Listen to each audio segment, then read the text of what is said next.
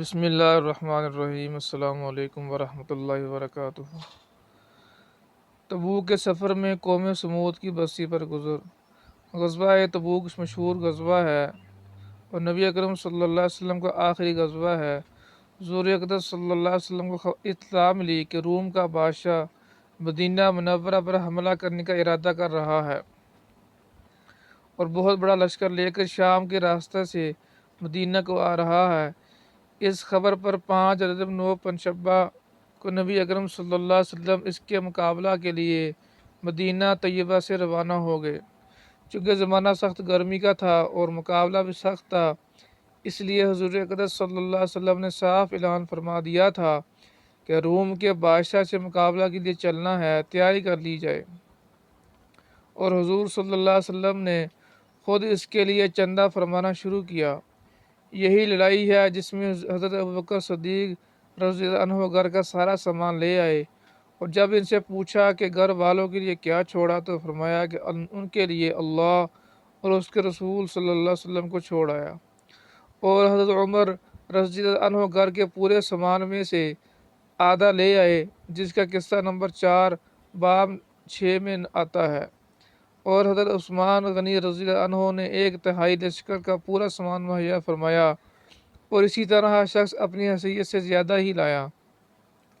اس کے باوجود چونکہ عام طور سے تنگی تھی، اس لیے 10 آدمی ایک اونٹ پر تھے کہ نوبت بنوبت باری باری اس پر سوار ہوتے تھے۔ اسی وجہ سے اس لڑائی کا نام جیش العسرہ، تنگی کا لشکر بھی تھا۔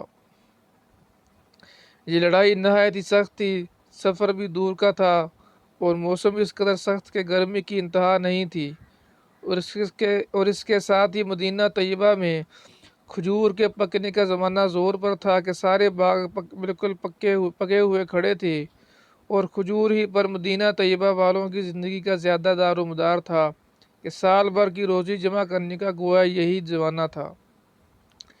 ان حالات میں یہ وقت مسلمانوں کے لیے نہایت سخت امتحان کا تھا کہ ادھر اللہ کا خوف، حضور صلی اللہ علیہ وسلم کا ارشاد جس کی وجہ سے بغیر جائے نہ بنتی تھی، اور دوسری جانب یہ ساری دقتیں کہ ہر دقت مستقل روک تھی۔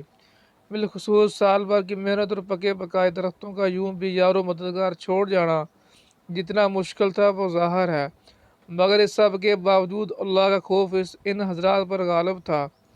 اس لیے بجز منافقین اور معذورین، جن میں عورتیں اور بچے بھی داخل تھے، اور وہ لوگ بھی جو بضرورت مدینہ طیبہ میں چھوڑے گئے یا کسی قسم کی سواری نہ مل سکنے کی وجہ سے روتے ہوئے رہ گئے تھے، جن کے بارے میں آیت تولوا اعینہم تفیض من الدمع نازل ہوئی، اور سبھی حضرات ہم رکاب تھے۔ البتہ 3 حضرات بلا عذر کے شریک نہیں تھے، جن کا قصہ آئندہ آ رہا ہے۔ راستہ میں قوم سمود کی بستی پر گزر ہوا تو حضور صلی اللہ علیہ وسلم نے دامن سے اپنے چہرہ انور کو ڈھانپ لیا اور اونٹنی کو تیز کر دیا، اور صحابہ رضی اللہ عنہم اجمعین کو بھی حکم فرمایا کہ یہاں سے تیز چلو اور ظالموں کی بستیوں میں سے روتے ہوئے گزرو، اور اس سے ڈرتے ہوئے گزرو کہ تم پر بھی خدا نہ خواستہ وہ عذاب کہیں نازل نہ ہو جائے جو ان پر نازل ہوا تھا۔ فائدہ: اللہ کا پیارا نبی صلی اللہ علیہ وسلم اور لاڈلا رسول عذاب والی جگہ سے ڈرتا ہوا، خوف کرتا ہوا گزرتا ہے، اور اپنے جان نثار دوستوں کو جو اس سخت مجبوری کی وقت بھی جان نثاری کا ثبوت دیتے ہیں، روتے ہوئے جانے کا حکم فرماتا ہے کہ خدا نہ خواستہ وہ عذاب ان پر نہ نازل ہو جائے۔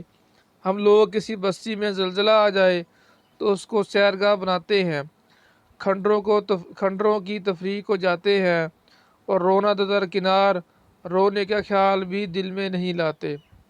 اللہ تعالی ہمیں بھی اللہ سے ڈرنے کی توفیق نصیب فرمائے اور عبرت پکڑ کر آخرت کی یاد نصیب فرمائے، کس طرح اللہ اور اللہ کے نبی اللہ کے پیارے حبیب اور اس کے صحابہ نے ہمیں بتلایا کہ اللہ سے اس حالت میں یوں ڈرنا چاہیے۔